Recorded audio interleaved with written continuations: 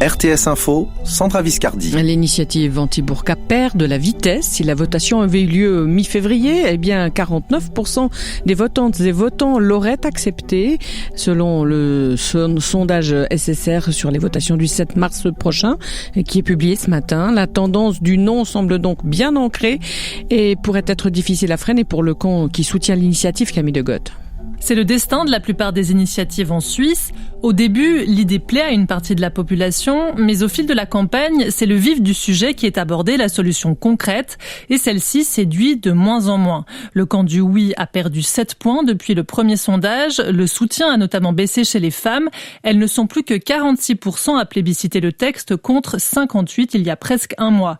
La chute est aussi forte en Suisse romande. Le sort de l'initiative reste donc incertain. Tendance au non très claire, cette fois-ci sur l'identité électronique. Seuls 42% des personnes interrogées soutiennent encore la loi. Une situation plutôt inhabituelle alors que le Conseil fédéral et le Parlement sont dans le camp du oui. Quant à l'accord de libre-échange avec l'Indonésie, il est pour l'instant soutenu par 52% des personnes interrogées. Un sondage signé Institut de recherche GFS Berne, réalisé entre le 10 et le 18 février. Marge d'erreur plus ou moins 2,8%. Serions-nous de plus en plus antisémites? La coordination intercommunautaire contre l'antisémitisme et la diffamation a recensé 147 actes antisémites en Suisse romande l'an dernier. C'est 41% de plus qu'en 2019. Ce serait un effet de la pandémie, selon le président de la CICAD, et notamment des théories complotistes. L'affaire du requérant d'asile décédé moins d'un an après son renvoi en Guinée rebondit sur le plan politique. Selon Le Matin, un collectif vient d'envoyer l'avis mortuaire du jeune homme de 30 ans à tous les parlementaires fédéraux à quelques jours du début de la session de printemps. Marielle Savoie, une interpellation sera déposée pour questionner les pratiques du secrétariat d'État aux migrations. Il s'appelait Abdoul Mariga, avait passé 10 ans en Suisse et travaillait comme cuisinier au CHUV à Lausanne. Selon le collectif Droit de rester qui soutient les requérants d'asile, il était parfaitement intégré.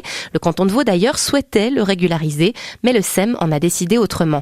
Fin 2019, le jeune homme est renvoyé de force en Guinée. Seulement voilà, il n'a pas de famille sur place et se retrouve rapidement sans argent. Atteint d'une hépatite B, il ne peut pas se soigner et décède quelques mois seulement après son renvoi. Alors sur quels critères se base le SEM pour refuser la régularisation de certains requérants d'asile, même quand les cantons y sont favorables, et comment garantir l'équité des demandes qui sont adressées au secrétariat d'État aux migrations. Ce sont quelques-unes des questions que la conseillère nationale Léonore Porchet va poser au Conseil fédéral dans son interpellation.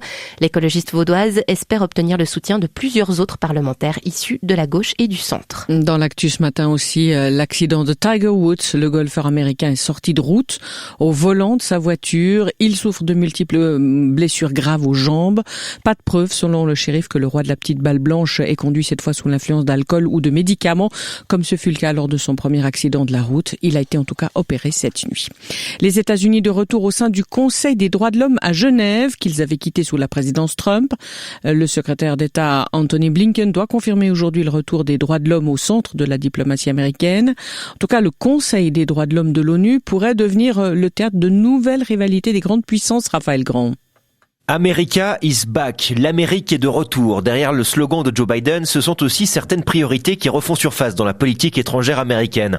Parmi elles, la défense des droits de l'homme. Brett Bruen, ancien diplomate américain, qui a travaillé à la Maison-Blanche sous Obama. Ça fait partie d'une stratégie de l'administration Biden pour remettre les États-Unis au cœur de la communauté internationale. Je crois que Blinken, c'est un homme pour prendre certaines actions. Le Conseil des droits de l'homme pourrait rapidement devenir un nouveau lieu de confrontation des grandes puissances. Washington face à Pékin ou Moscou, certaines alliances tissées par l'administration Trump pourraient aussi être réévaluées. Brett Bruen. Je crois que nous sommes en train de voir un changement important vers les pays comme l'Arabie saoudite et des autres qui avaient des bonnes relations avec l'administration Trump, mais que justement sur des questions de droits de l'homme, nous avons perdu beaucoup de terrain et de progrès dans ces pays. Dans les faits, des contrats de vente d'armes avec certains pays du Golfe pourraient par exemple être abandonnés. Raphaël Grand, RTS Info, Washington.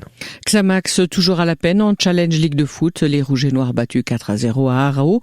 Et en National League de hockey sur glace, Lausanne renoue avec la victoire après 4 défaites consécutives. défensive en s'imposant à Bienne 4-1. Les Lausannois qui peuvent remercier leur gardien Tobias Stephan.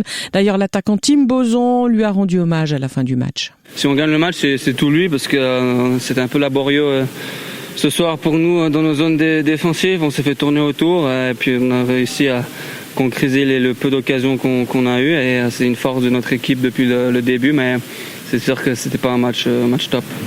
Mais en troisième période, on a vu un Lausanne Hockey Club quand même plus pressant et dominant. Ouais, bien sûr. Après les 2 premiers tirs, on s'est dit les choses, sinon on n'allait pas gagner le match. Et on s'est dit qu'il fallait tout donner, il fallait arrêter de tourner dans la zone et de partir trop tôt. Il fallait d'abord se concentrer sur la zone défensive, c'est ce qu'on a fait. Et puis on a mis un peu plus d'énergie et de caractère en troisième période. Et Genève Servette perd 4-3 devant Zug. Davos, lui, bat Langnau 3-1. Soleil partout après dissipation des brumes du petit jour. 15 degrés en plaine, 18 en Valais, 7 à 2000 mètres. Même menu demain. Il faudra attendre vendredi pour voir une petite perturbation qui pourrait apporter quelques gouttes au nord des Alpes avant le retour du soleil pour le week-end. Espace 2.